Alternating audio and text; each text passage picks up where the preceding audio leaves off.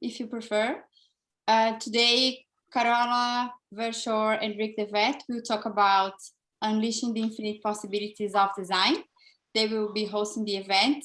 And if you have any questions, please just write them in the chat. I'm going to be moderating, and in the end, we're going to have a few minutes of questions and answers. Okay, Carola, please. Rik, welcome. Hi. Oops. Let's see. Yes. So hello. We've said that that we're recording, and here we are together with Rik. Rik, say hello and wave so everyone can see you. Hi. Good evening. Good. This is what we're going to do for the next hour, more or less. So we just want to tell you we're going to do a brief introduction about ourselves. Then we're going to have something in the form of a masterclass because we're practitioners of design. So we like to show what it is that we do more than, tell us what our new product is about or tell you about what we think the only way of doing things is. And then there will be room for interaction and sharing. And we'll tell you more about that as we go. And finally, lots of space for Q&A. Definitely. Well, good evening, everybody. My name is Rik. As you can see on the slide, I am a growth hacker in innovation. I work in innovation for 5 years now. Currently at the Dutch Post Office, for the Dutchies out there, also known as PostNL. And before that, I worked for a Dutch energy company, both companies that are on the threshold to a new era. So a very inspiring place for innovation. And before that, I was a pharmacist. And after that, I was selling chocomel and coffee. So one of the lessons is it's all about the journey. Well, my journey was pretty rough, but also pretty interesting. How about your journey, Carola? Right. So you would say that it's still being argued. I'm 49 years old, and people estimate that I've been in innovation somewhere between 48 and 45 years now. So ask my parents, man, they had to really deal with me. And like you, I've tried many different things. I love many different things. Currently, I go under the label service designer. I've worked mainly in innovation within products back in the day, then moving into innovation in the digital domain, and now adding the service layer to that. I'm also a published author at BIS, and we have been on an amazing adventure with Rik, probably because we're so different, but we're so alike. We're different in that, of course, a growth hacker and a service designer may have different views of life, but we're very much alike because we love exploring. We like trying new things. We like thinking with our hands and prototyping, as we'll share with you today. And our main belief that led us to do what we do is that we believe in playfulness. We believe that when you engage playfully with others is when you really get into the space of design. And really because of this is that we've started doing what we started doing. Because we're really on a mission. And maybe Rik, you want to tell us more about what that mission is about?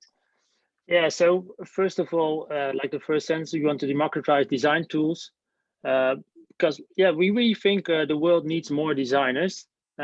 Actually, not only the world, but we even feel more like the planet needs more designers. That's why we're so inspired by the design council's call Design for Planet, because we really want to make the world a better place. Yeah, and we realized as we started thinking about this that a lot of the design tools come in books, and actually books kind of scream linearity at you. They really are about, you read the book and then you go and you use the tools, but in real life, everything is much more intertwined. So what we did is really look at what really works. Like if you read a book, maybe there's 1 or 2 tools that stick, and then you read the next book and then there's other tools that stick. But even better, you go into a workshop and you engage with other people and someone shows you a new tool, and that's the one that really starts sticking, because what we do is really learn from design practice. And that's why we said, okay, you know what? We're not going to put another Bible of tools out there. We want to make a stack of tools that really work for us and put them in the hands of people so that we can really democratize those tools by talking about them in plain language and making sure that people can play with those tools by shuffling and reshuffling them. So yeah, it all started with a dare, because actually Carola and I love challenges. Well, we love them so much that our whole story is about how we challenge each other continuously. Yeah, and indeed, it started with a dare because Rik said, oh, well, I'm a growth hacker and you service designers are all theoretical. What is it that you actually do? And then I said, here's a double dare. How about instead of improvising on the spot? And so I put him back in his pigeonhole saying, you know, how about improvising in the spot and hacking away? How about we build a bit of method to the madness and start looking at how many tools do we know? And of the tools that we know, which ones really work for us? So we started looking at a framework to capture all these tools, and the framework we chose was the double diamond. Let's see if I can see all the people around, but can we, if you have your cameras on, show by hands if you know the double diamond? Most cameras are off. You can also raise your hand within the application. That would be great too. Yeah. Okay, I see a lot of raising hands, so probably the double diamond part can be pretty short. As you can see, it's a double diamond, not a single diamond, so it's not diverge and converge and just stop. It's doing it again. But yeah, like we said, it's called the infinite double diamond, so we wanted to take it a bit of a step further. Yeah, so the double diamond comes from 2004, and it started because the British Design Council at that time said we shouldn't just focus on solving problems, we should also focus on understanding problems. And it really takes both skills, right? Understanding what is the problem about, and then turning that problem into a potential space in which solutions can be created. And as Rik said before, there never has been a time in the planet where this has been more urgent than now. But we really felt that this was just two-dimensional, and if you really wanted to explore the whole breadth and the whole depth of the double diamond, we had to do something to make it infinite. And so we even looked beyond the 2004 version of the double diamond into what the British Council had brought into it. Yeah, so this is the 2019 update. So they updated it after 15 years, and this one is really great. It, of course, has the double diamond still in the middle, but they call it now a framework for innovation. And they added some design principles, like a bit from, I think, from the human-centered design. So be people-centered, be curious, communicate visually, and iterate, iterate, iterate. We'll come back to that. And they also added the method bank, so explore, shape, and build. So you can probably think of that as the lean startup, so the build, measure, learn loop. And as you can see with the blue dotted line, they also trying to get away a little bit from the linearity, but not as much as we wish.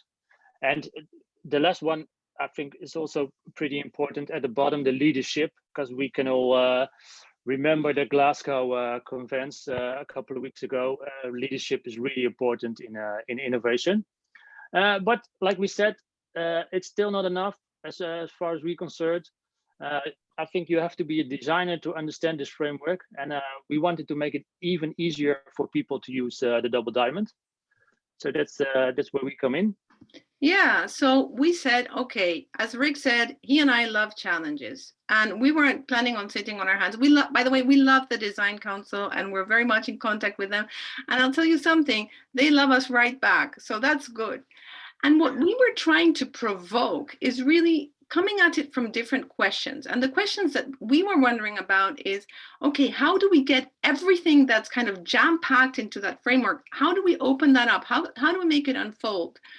How can it be, as we said, that these things are being explained in books and on websites and method banks, And it's still like we keep repeating the same pattern of linearity. How do we expect that if we're being linear about the way we learn and about the way we teach these things, that they're going to be applied in any other way? And finally, and most important for us as people, was we really sense that this is a time and a moment in which we really have to bring design to the hands of as many people as possible. And as a designer, I can assure you that sometimes designers are seen as, no, this is an exclusive domain of design.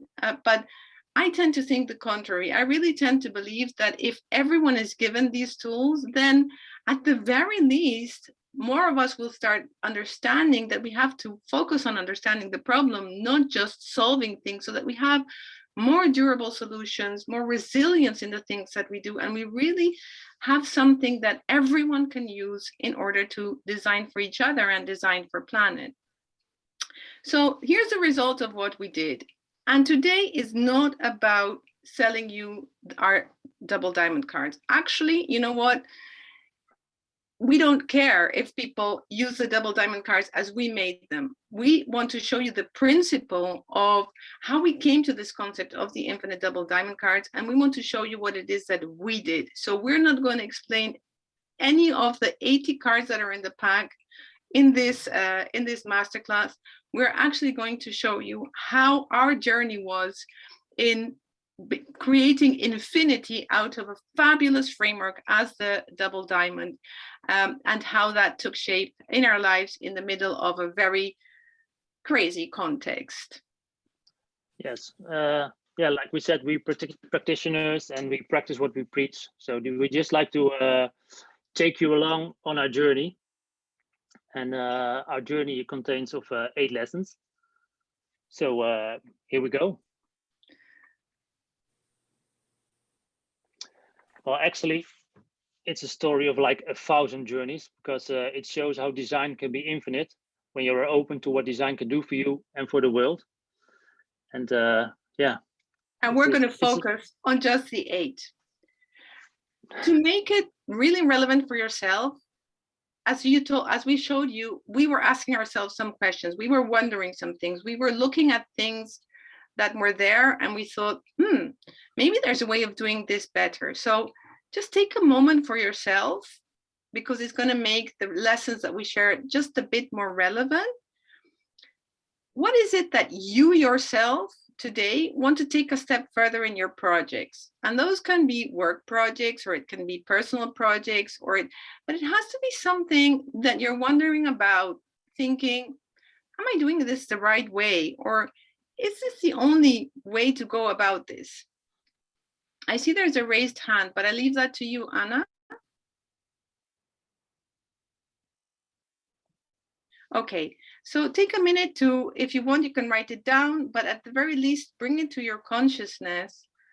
What is it that you want to take a step further? Something that you want to change about yourself, or about the context in which you work, or about the end users you work for. And with that in mind, we could start sharing the lessons. Yeah, so coming up is our 8 lessons to unleash design and make it truly infinite. And yeah, as designers or growth hackers as we are, we like to question everything and take it every step of the way a bit further. But yeah, like we said, if it doesn't feel a bit weird, it's not happening. So there were a lot of questions between Carola and me. Yeah, and right? Yeah, and what's important about those questions is that, as I said, we're very different. There's a lot of complementarity in how we work. So we knew that there were never going to be any silly questions. There was a lot of silliness and a lot of jokes, I can assure you that.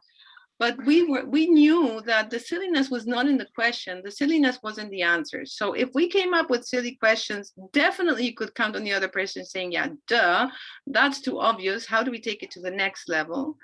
But really, because we had something as solid as the double diamond of design, Many authors have written thousands of tools that you can get lost in the wild west of tools that's out there.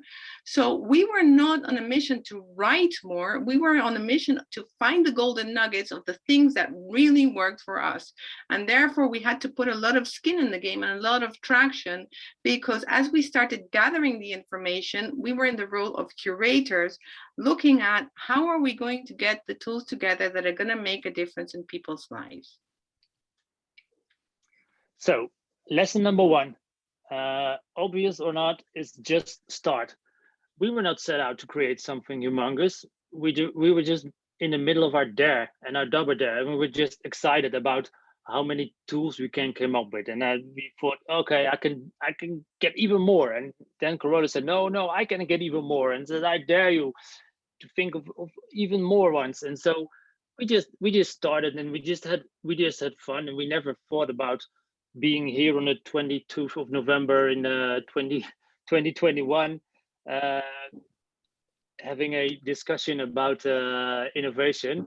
We just started, and we were both reading the book, A 12-Week Year. So the book is about not making plans for a whole year, but making plans for just a quarter. So you have like 4 times of the exciting last 3 months of the year buzz.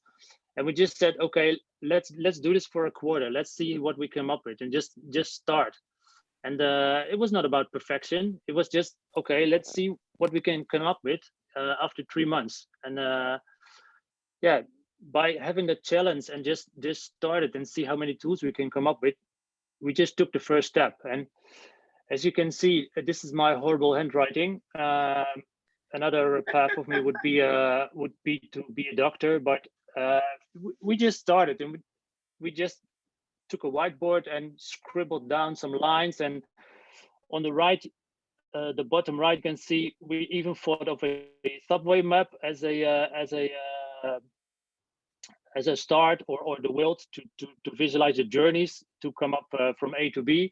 And at last we ended up with the cards and the recipe formula, but we were just excited and scribbling down stuff and see what would happen. And yeah, that was our main start. Just go. And that was also the last time we saw each other. That sounds tragic. Yeah. No, what Rik means is that was the last time we were live in one room together. After that point, the pandemic hit, and we saw each other online for almost the better half of a year and a half. So what's important about that is that also that because we were in the momentum of just having started, we kept going. So, but actually I was quite glad, because I didn't have to see his handwriting like that on the wall anymore. But that's like, don't tell anyone. Okay, so lesson two. Lesson two is really using Rik's favorite mantra. And Rik's favorite mantra is, if a picture is worth 1,000 words, a prototype is worth 1,000 meetings. And this lesson is important, particularly because we were working virtually. And we tend to be in our heads anyway, most of the time. Prototyping made it super critical that we were doing things in a way that we were trying them out, and we were trying to see what didn't work. And this is important because we were on a mission to find what worked, but the way to do it was understanding what didn't work. So making things tangible, getting them from the screen onto the table, playing with it onto the wall, trying things in our everyday work. So I would have workshops with clients, and then I would try some of the tools, even if I wasn't too familiar with them, to see what was happening. And then Rik works at the innovation studio of PostNL, and so he was also trying things all of the time to see what is happening. And this is so critical, it cannot be overstated. When you really are confronted with a prototype, you are confronted with the wrong turn that your project could have taken. And it's like, of course, there are all of these mantras about failing fast and so on. This is not about the speed of failing, but this is about the thoroughness of the fail. Because if you only stay at the surface level, you're not going to face the problem until it hits you really hard in the face. And what this looked like as we were working on it, the product itself, the little box with the cards, is the first time that BIS Publishers was making a box of this size, which was very generous because it meant that we could have any size we wanted. But then how do you decide? Is it going to be 11 by 11, 12 by 12, 12 and a half by 12 and a half? How much text is going to fit in there? And yes, we could have done this a lot more virtually, but just the fact that we, were cutting cards with scissors, we were testing what is the difference between the size of my mobile phone and the card, and we were trying these things out, meant that we really sensed literally how big the card would be and how easy to use it would be. And we were talking about things that needed to be shuffled. And I can assure you, we tried sizes that weren't shuffled, weren't possible to shuffle, and everything lay on the floor. And some which were too small, where you had to have special glasses if you were ever going to read what was on the card. So this playfulness is super, super important too. Yeah, next up, don't worry, be crappy. My favorite quote from author Guy Kawasaki, who wrote the incredible book The Art of Start, just like our first lesson. Yeah, it's also called the shitty first draft. So yeah, it's not about the talking, it's about the doing. Like Carola said in the prototype, just start and don't think about being perfect. Just allow yourself to be crappy. But yeah, we just wanted to get going and make stuff and discover our blind spots. So it wasn't like the perfect finished product. It wasn't even polished, but just getting it out there and try and refine and reshape helped us discover our blind spots. So yeah, just be crappy. It gets you somewhere. So like Carola said, we just took the scissors and improved, and these are actually subsequent versions as we kept polishing, and with every step we got a bit closer to our goal, even if it are like really tiny baby steps. Yeah. And remember the context of the pandemic, like, I think that my WhatsApp was like so full of pictures and videos and voice messages of Rik as this was happening as well in the background. So it's not just, putting it on paper, but also not being afraid to share and understanding that if we were going to do this, we wanted to make sure that at the end of the journey, we didn't feel any regrets. And at some point, Rik wrote, it's not about the journey, it's about the journey. And then he looked at his notes and he said, I don't know why I wrote this. And then it hit us, because it's not about the singular journey, but it's about the journey itself. It's about letting it unfold. It's about letting the lines between work and life, get completely blurred as we went all in, and our kids started, engaging with all of the colorful messiness that we had in our homes and saying, what are you doing? And how can I help? And what is this about? It was about really trying things and keep moving, and really not being afraid to share what was happening. So here are some of those anecdotes. So on the top left is a photo of Rik from his vacation address, having a call with the publisher. And the bottom left is when I bought the jacket that I'm wearing today, which is the exact same color and has the same texture as the box of the cards. Or Rik playing with his kids with the color of the back of the TV to see if they could match. And this whole process of sharing and playing, we've created, and that's why today is not about how to use the cards. We've created a series of 8 videos, which will be online from tomorrow, where we show that. And that was the second time we saw each other live in this project. We've known each other for much longer, but for this project, where we said, okay, let's go make the videos. And the videos, like, they're so painful to watch for us, but again, it's no regrets. Like, if we're going to put this out there, if we're going to fulfill our mission to democratize design, we have to be gutsy. We have to go out and share this story, even if it's hard watching yourself on video or hearing yourself talk. Let's go and do that. It was really a process of making sure that when we did things, they were right, they made sense, that we really, we worked a lot on Trello. You can see at the bottom right our Trello board.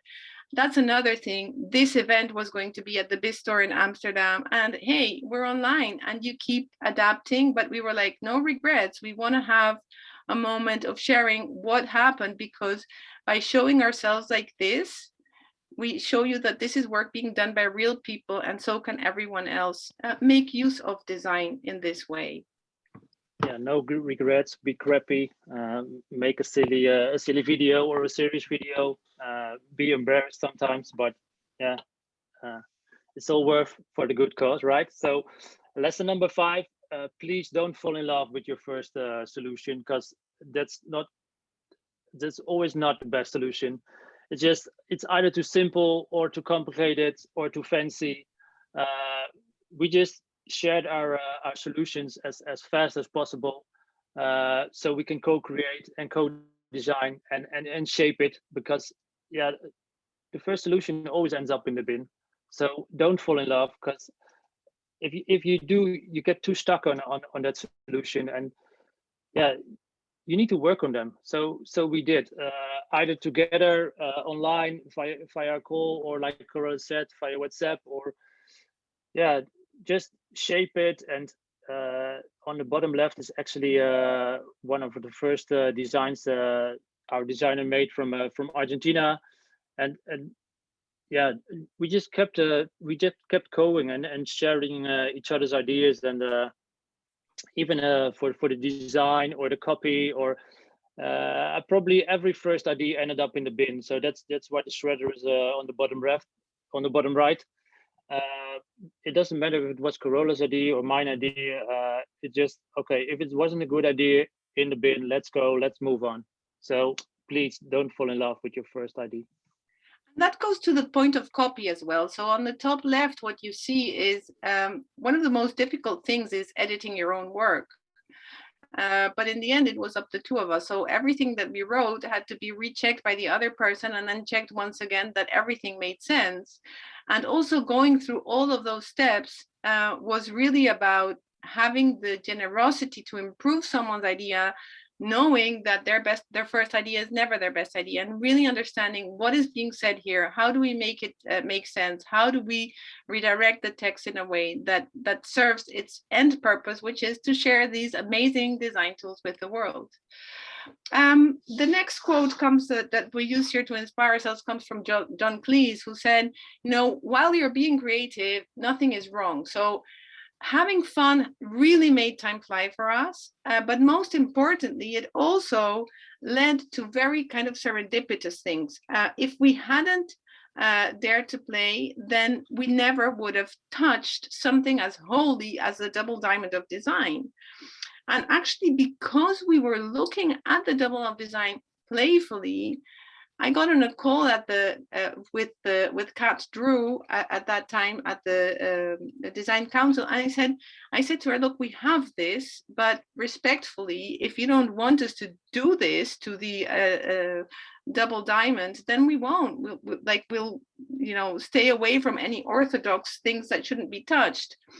And she said to me, this is so amazing. We wish it were our idea. We're gonna help you bring this to the world, because this is exactly what we intend the double diamond to be for, to be unpacked, to be unfolded, to be made infinite. This is what we want people to do. And this has become a vehicle for doing that. And it's really interesting how empowering having fun can be. Even things like, for example, the fact that we took a square box and we tilted it 90 degrees to make it the square to turn it into a diamond is about being playful. The concept of shuffling the cards, like what would happen if we create something. It came because both Rik and I have a digital background in design as well, and where shuffling is like obvious, you just press a button and it gets shuffled for you. But translating this concept to the real world is really about daring to have fun, daring to do something different, daring to try new things. As we were developing the colors, for example, for the graphic design, and we would see things that we immediately felt, okay, that's not what we want to convey, because if they have soft pastel colors, then we're not showing that you have to fire up and play and be fun.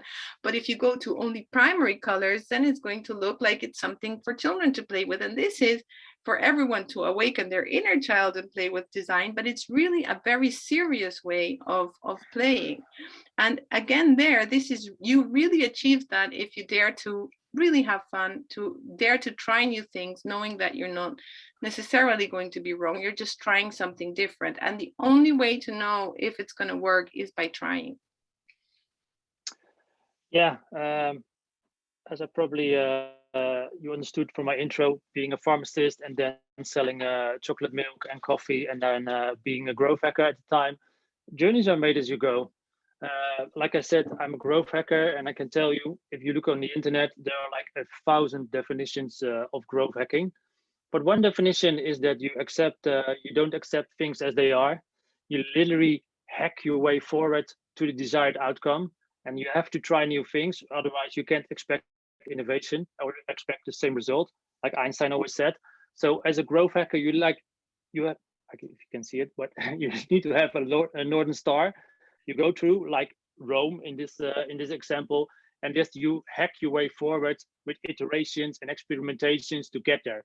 So yeah, the journey is not defined. You just need to have a clear goal, or a bit fuzzy goal, and just experiment and iterate as you go along.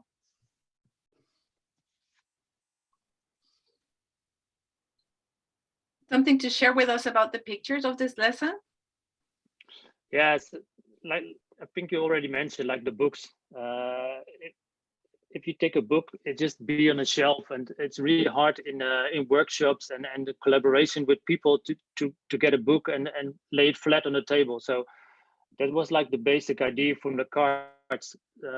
Using it in workshop, using it with other people, co-create and co-design with other people to get inspiration. So you can like lay the cards with 10 or 20 ones on a table and just get inspired. I think a book is never a useful tool to do that. Yeah, no, and the photo on the top right really demonstrates that, because that photography came once that the cards were produced, and this photo has been made by BIS publishers. And that's really interesting, because when there's cards, you can also be playful about the photography, but actually they continued playing kind of in their own way, and that helps it to continue unfold. And this is really important for us as authors, also with the community of users. And that's why we said, for us, it's not about the cards, it's about the lessons, because the more we together help to unpack the double diamond of design and share tools that work, the better. For us, it doesn't end at these 80 ones. Like, anyone can make some more, as long as there are things that really work and that are going to help engage people. Which brings me to the last lesson, and that's lesson 8, which is being playful about the process. I think that most of us know that, if the process would work as a recipe, then there'd be successful innovation and successful design everywhere. And, nothing is as ubiquitous as bad design. So especially if you are a designer, which is why I really like, and I feel inspired by Bucky Fuller's quote here, who talks about the designer as a kind of emerging synthesis. And emerging is about this thing that it's never finished. It's not emerging because it's emerging now, it's because it's been emerging for the past centuries, right? So it's about bringing together a view that comes from the arts, a view that comes from science, a view that is mechanical and objective, but also brings economy or economics and biology and evolutionary thinking into the mix. Because there are all kinds of designers, even if that's not your name. Just by the fact that you're a human being, you design. Everything you do is a verb in your life. And that means that there are also many, many, many, many ways to design. And we have to make room for that at this time in which everything is shifting, by letting go of the process and really focusing on the outcome. And in these photos, you see, well, on the bottom left, you see sometimes like providing feedback on the go as we were designing, and, you know, from public transport, WhatsApping one another, or sometimes in the middle of the day. The bottom right is the dashboard of Rik's car, where he was reminding himself during a call of myself, like, we have to keep our eyes on the end goal. You know, the question is always about how might we, and we'll get to that in a minute. Top right is actually Rik's daughter, who at some point she's like, okay, I'm going to help you guys because I'm really good with art direction, and I'm going to come and help you. And again, it's amazing. She was our first chief of design. But, yeah. We had to let her go in the end, like lesson 4, no regrets. No, but they were asking questions that made a lot of sense, that had a lot of meaning for us at that time, helping us carry the momentum. Again, you know, everyone is a designer, and if you ask design questions, then you get to new answers.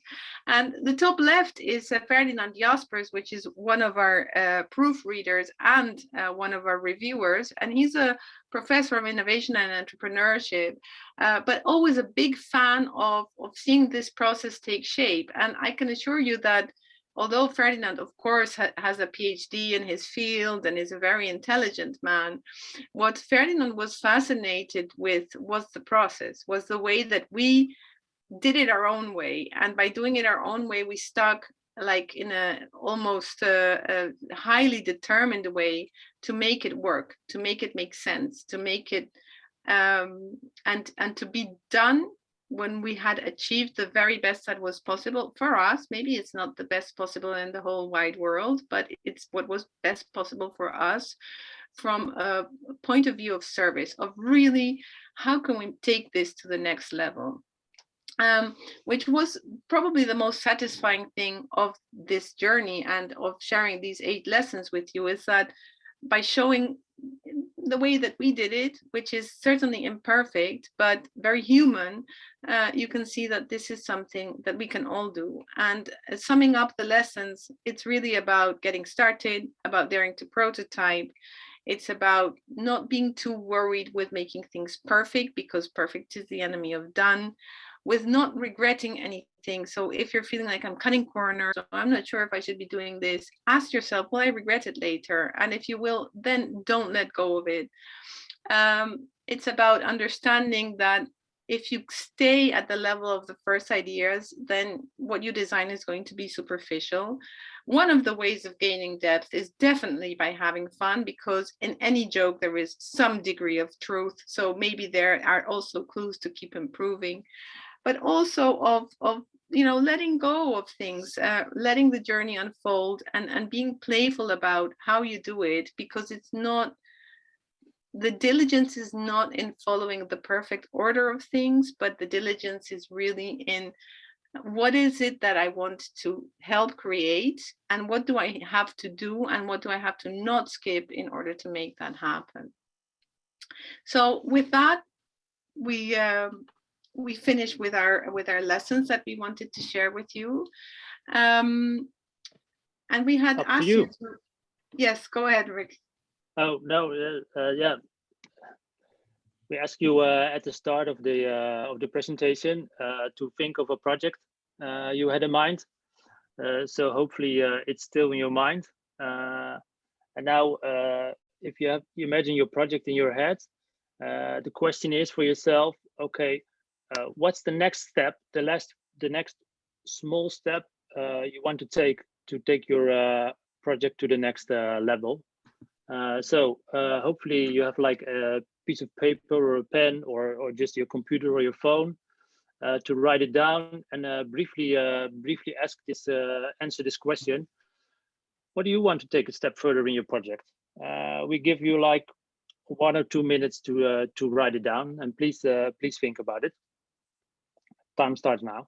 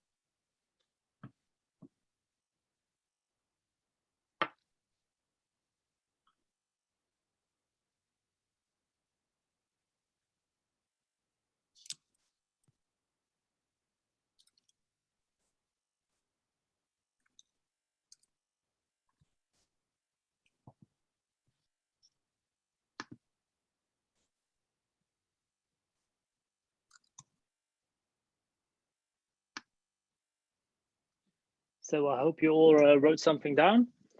Up to the next slide.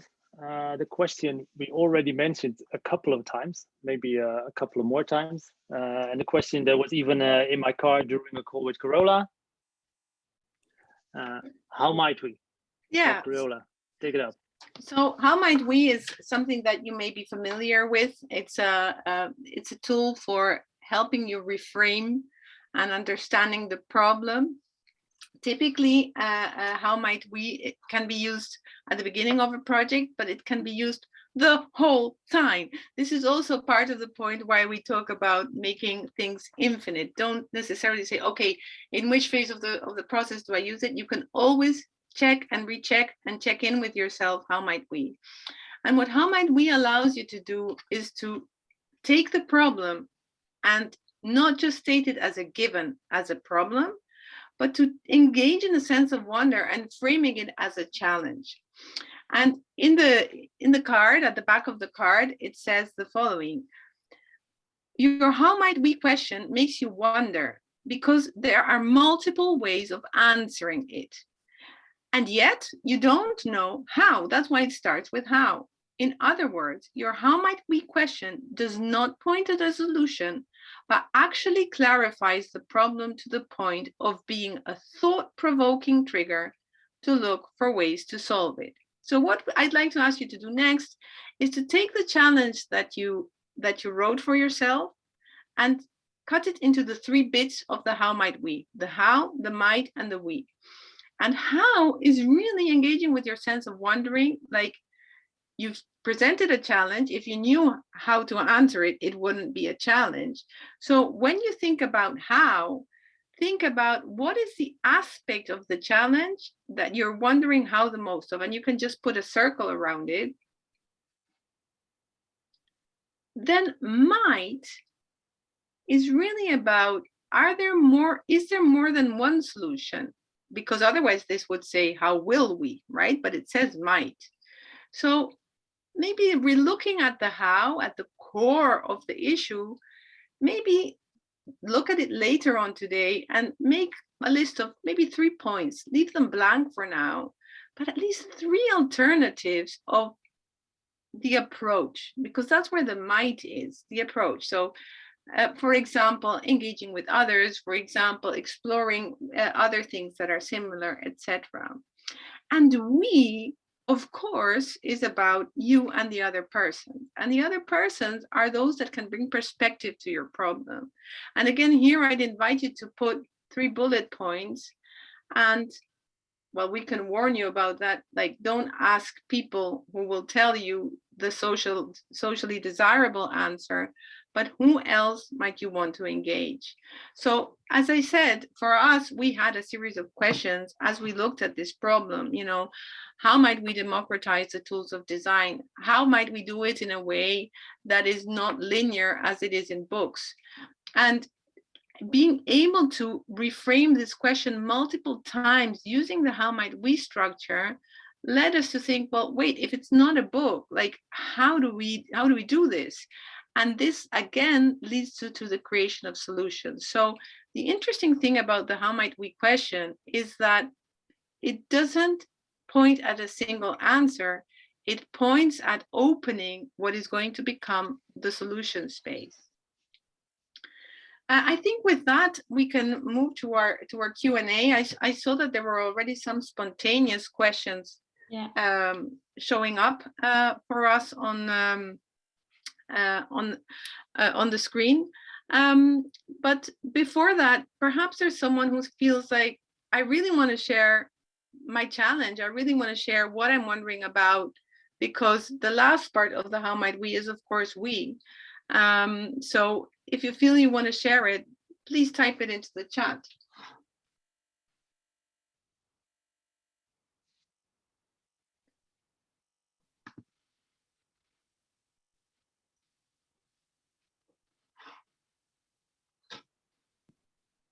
Or perhaps you have a question about how to do it, which can also be typed into the chat.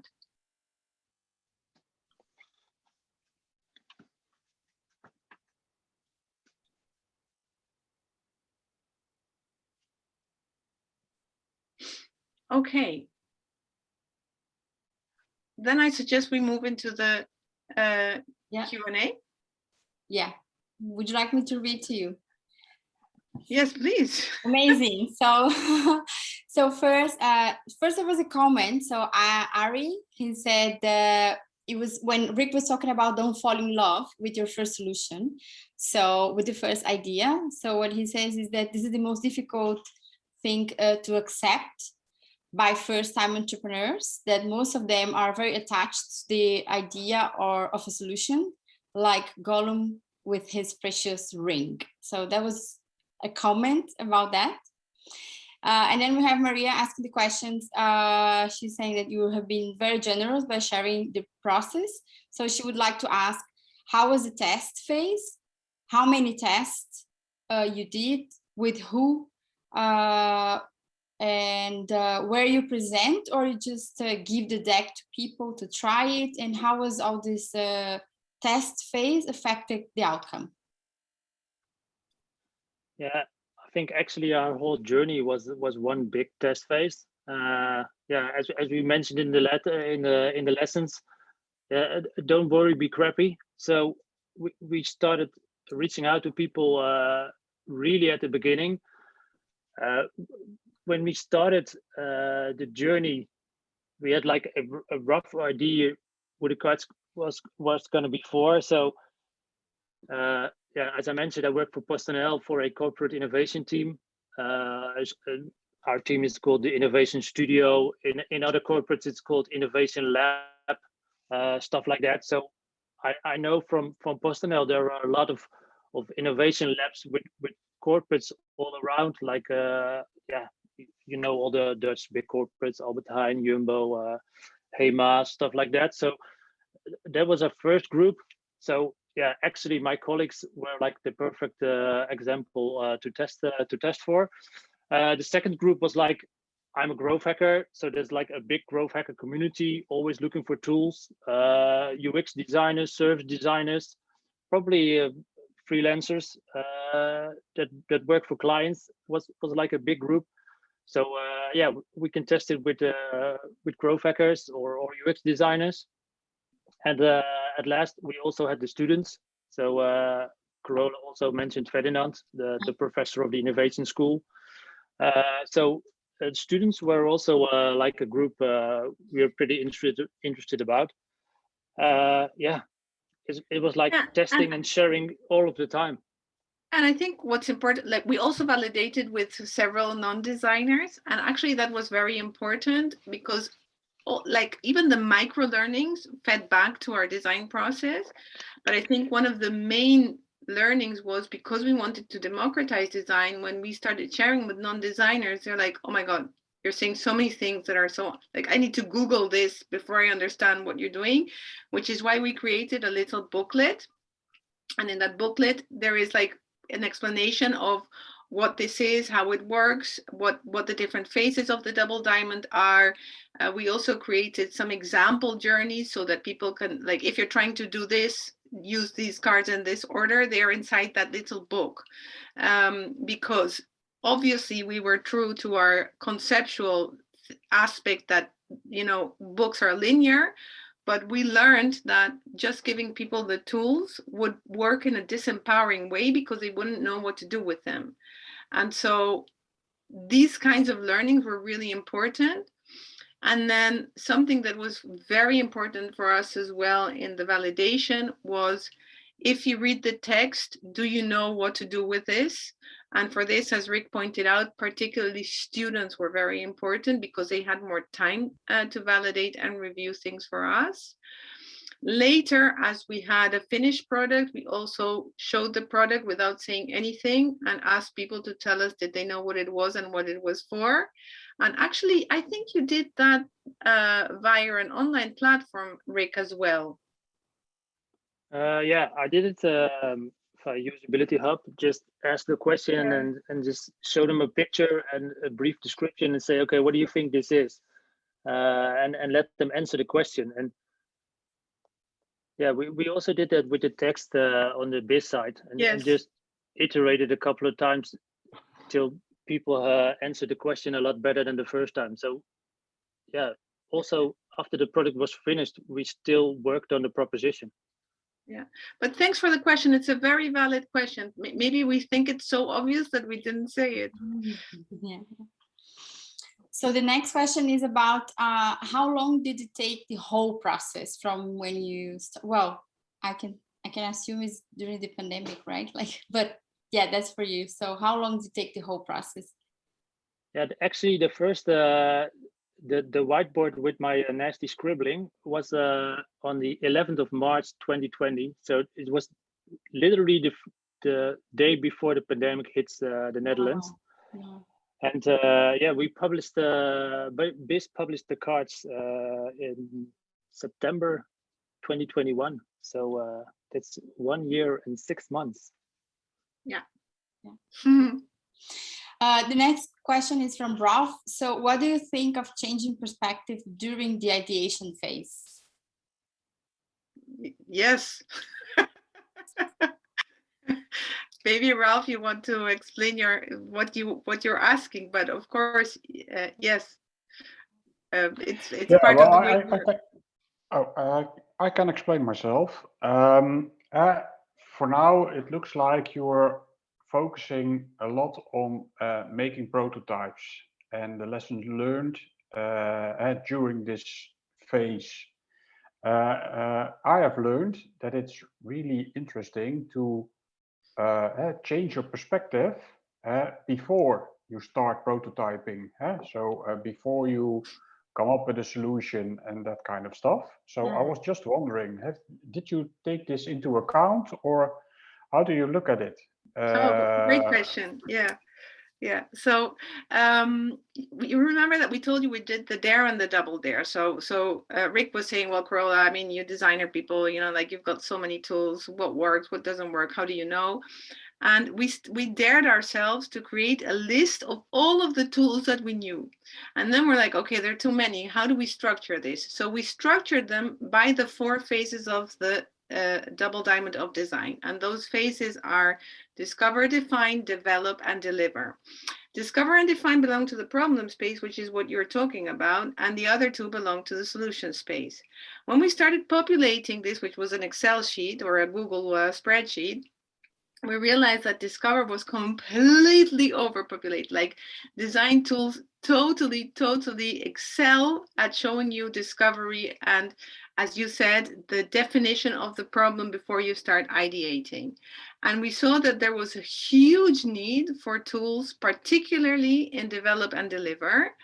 So that also showed us that there is a big skew in design towards the first part, because designers take for granted that the reason why you are designing is to make something. So they don't explain the making part. They explain very much in the design thinking methodologies, very much how to define the problem.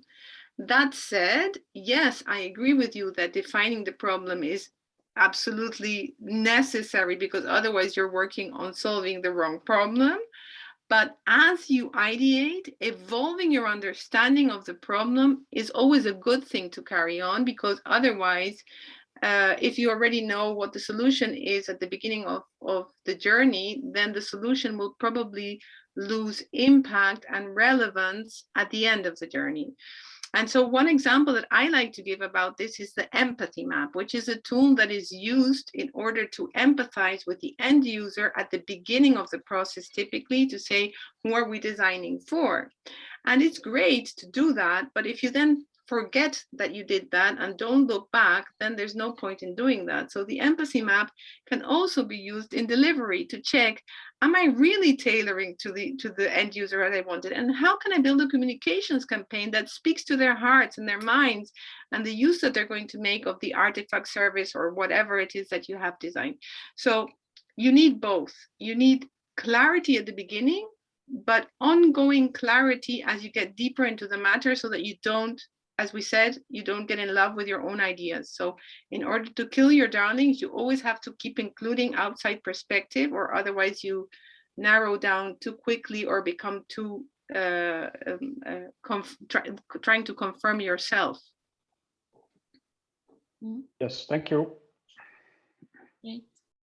We'll have one more question. So Walter is asking, what in your experience facilitates best breakthrough innovations? Okay, Rik, this one's for you, and then I will add, I think. Yeah, that, like we mentioned in the lessons, just go. You can imagine a breakthrough innovation at the start, because you never know. You just need to start and see how it evolves. For my opinion, because yeah, as you know, at the start, this is a breakthrough innovation. Yeah, life would be pretty easy, right? So yeah, just go and see if it's a breakthrough innovation along your journey. That would be my answer. Yeah, so for me, probably out of the tools that we have created, the one that I like the most and relates to your point, Wouter, and that of Ralph just now, is a tool that is called the Quest for Questions. And for me, what facilitates breakthrough innovation is asking yourself, what is the next question I'm going to have once this has come to life, once this design has come to life? Because if the answer is that you will have a very lame question, well, then it's not breakthrough. If you can already like very easily say, okay, I am going to design this next product or this next service or this next thing, and you already can envision what question that will bring, then by definition, you're not going far enough. And what this ties to is something that is called entropy, which is that's a problem that we have in the design discipline and as humans, is that it's very difficult to anticipate what the impact of something we create is going to have on our future. Yeah, because every design is the solution to a previous problem, but is also the root cause of the next problem that's going to happen. So for me, the answer to this would be the quest for questions, and the recipe kind of for doing it is not doing this alone. So go show others and ask them to provoke you with those questions. Like, if I do this, what comes up in you? What do you want to ask? What do you wonder about? What do you think is going to go wrong? What do you think is going to go right? How is this going to change the world? And at some point, someone is going to give you something that's going to hit you in the gut. And then you'll know, like, okay, I can push it one bit further. That's where, for me, breakthrough happens. That said, breakthrough is few and far between. And it's not always necessary. Yeah. That's all for questions that we have now, unless someone else wants to raise hands and ask a final question.